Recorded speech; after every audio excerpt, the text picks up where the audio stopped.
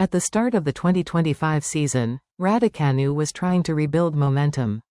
After multiple surgeries in 2023, she was aiming to complete her first full year back on tour.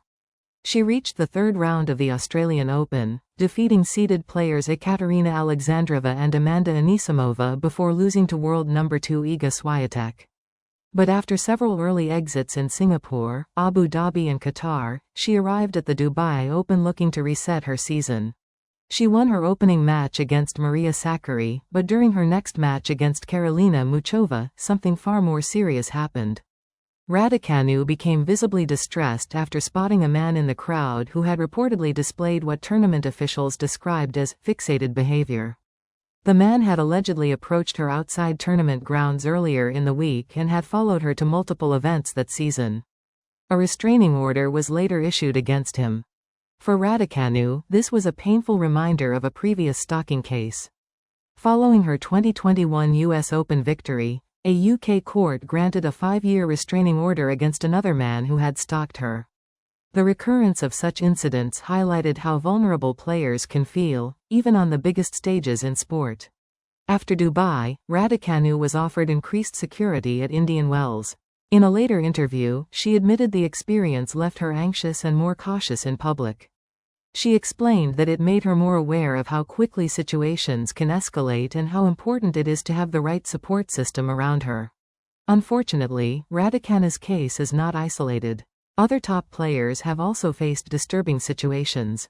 Iga Swiatek experienced verbal harassment during a practice session at a major tournament when a man shouted personal and vulgar remarks about her family and psychologist. Her team reported the incident, and additional security measures were put in place. At Wimbledon, Yulia Putintseva became emotional during her match and requested security remove a spectator she felt was behaving in a threatening way. She later said she wasn't physically afraid but felt uncomfortable, adding that unpleasant interactions with spectators are becoming disturbingly common. At the US Open, Karolina Muchova was visibly shaken when her former partner appeared in the stands during her match. She later explained that it startled her and made it difficult to focus.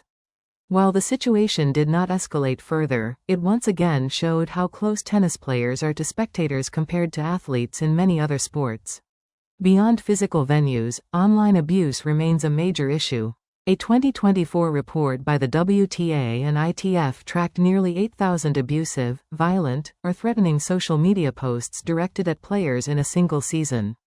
Around 40% of this abuse was linked to gamblers frustrated by match results.